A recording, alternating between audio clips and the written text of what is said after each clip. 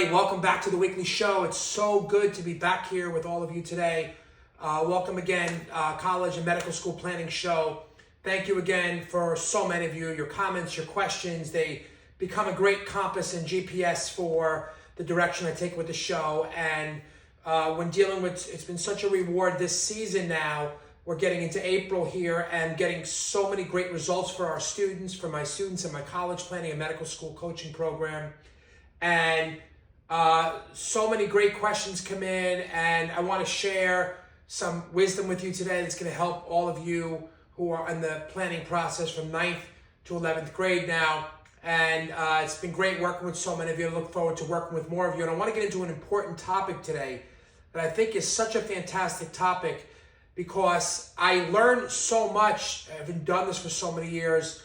As a teacher, I love to help people understand and see through the fog and separate out truth from fiction in the college planning process. And one of the biggest pieces of fiction is that by having a stacked resume or more things on your resume, that somehow that's going to get someone automatically into a better college.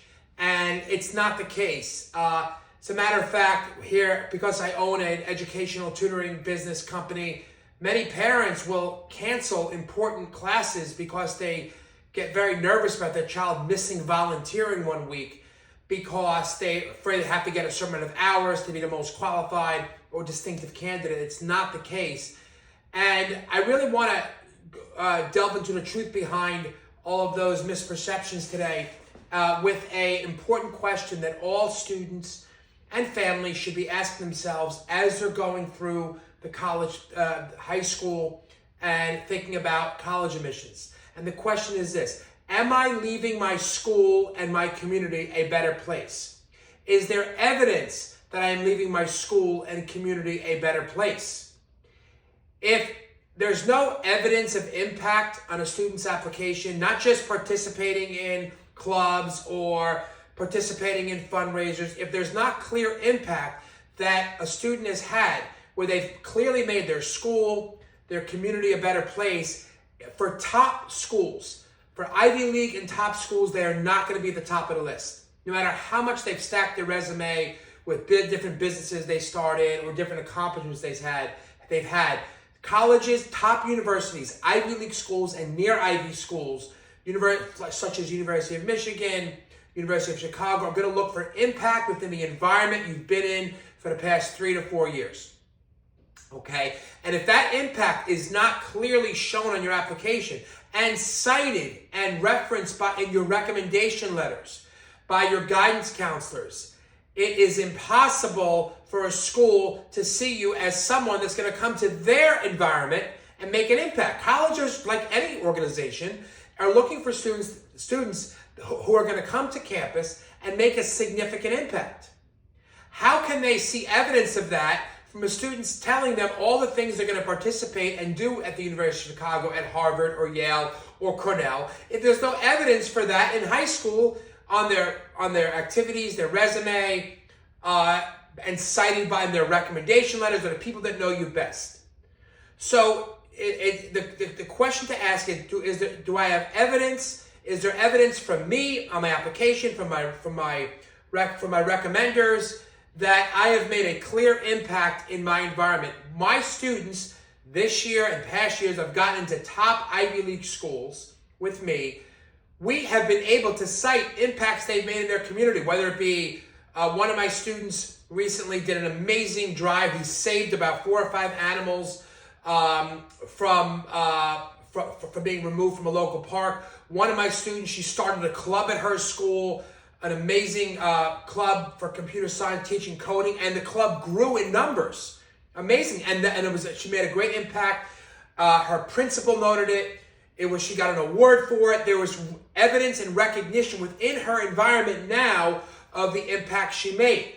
So yes, high GPA, high test scores, high AP scores, all super important for the first step of getting in the door to be considered for Ivy League schools and near Ivy schools. But to be admitted, schools, top schools, are going to look for evidence of impact in your communities where you've been, so that they can say, wow, when that student comes here to Yale, to Brown, to Cornell, to the University of Pittsburgh, to our GAP program in medicine, to any top school, they're going to do the same, because past behavior is the best indication of future behavior. Okay? So, yes, being elected vice president of student council, or president of student council, or the president of HOSA, all fantastic accomplishments. But they're going to look to say, okay, you got elected, that's great. People in your environment see you as a leader. Therefore, in this environment, you'll be a leader. But did you make an impact in that club? Did you grow the group? Did you spearhead fundraisers? Did you get noticed and recognition for what you did? Is there evidence of your impact? Okay? Did you improve something in the systems you're part of? Even if one of my students recently admitted to NYU Business School, she was part of Girl Scouts outside of school, and she grew the organization, she improved something there, and had a letter indicating so. Okay? So there has to be impact, verification, and evidence of impact on somebody's application. Okay? So when students can show, especially in their application, a before and after effect. Before I joined the school newspaper, we had 3 people on staff, but I recruited other students. I got us a big staff. I led fundraise for our school. I improved our newspaper so much. And I'll tell you what, if that student does something like that, schools aren't rewarding them for that. They're saying, wow, when he or she comes here, they're going to do the same thing. Like I mentioned earlier, colleges, top universities want students that are going to make an impact on campus. And the best way to demonstrate I'm going to make an impact at your school is to show you're making an impact where you are, not just filling in check boxes of how much you've done, that you've done 3,000 volunteer hours. That's not going to be impressive if it's not connected to tangible, empirical, and to empirical impact that is verifiable. Okay? Very, very important. And it's also important, your essays, when I work with my students on their essays, we talk about this impact, but I make sure that their recommenders are aware of this impact. If they're not, and they should be, if it's big, if it's significant in their school, and that it's cited in their recommendation letters. And that's, again, the question you want to ask yourself all the time. Did I elevate the environments I'm in already? Did I elevate my community? Did I elevate my school? Okay? Because, again, repeating myself, if you didn't make your high school better, why would you make the college a better place? Okay? Because that's what they're going to be looking for, okay? And these are things, and to give you some stories, people always ask me for examples, okay? So one of my students, she was admitted to Princeton University, and one thing that she did amazing in her school, she brought speakers into the school to make students aware of different biases in artificial intelligence, just something called the implicit bias. She brought all these speakers into her school. And she started a group that they bring in speakers. Now, anybody could start that. But she showed she had the skills, the networking skills, the courage to make calls and bring people in, the organizational skills to organize that event. That's an amazing accomplishment. And her principal, her vice principal, and her guidance counselor teachers all knew about it. And I guarantee you, we made sure that was written about in her recommendation letters. So this admissions officer reads that and says, wow, this is unbelievable that she did this. And they could envision her on their campus making the same kind of impact. And they usually do, because again, everyone knows that your past behavior is the best indication of future behavior, okay? And besides this, when they're talking about impact, it's not just the impact on your environment. I want to tie this into, it's also the impact, obviously, on other people. So if there is evidence in your essays, in your high school career, from your recommendation letters, from the activities you've done, that you were elected to things, that you led things, that you work great with others, that is also impact, because it shows you can have a positive influence on others. You set a good example. You're kind, you're empathetic, you're someone that acts in a high moral standard for yourself. You hold yourself and others to a high moral standard in the way you treat others, the way you interact with others.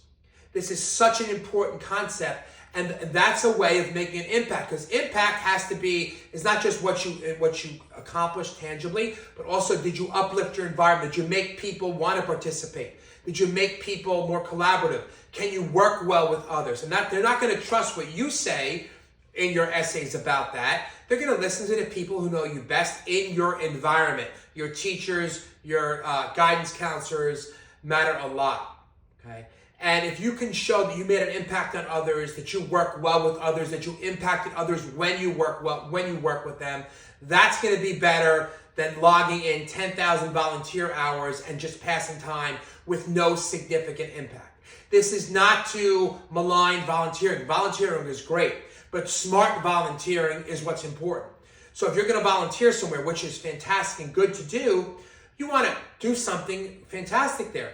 One of my students, he volunteered at a assemblywoman's office in New Jersey, and he was a computer science major, got into Caltech, fantastic school in California, one of the best technical schools in the country.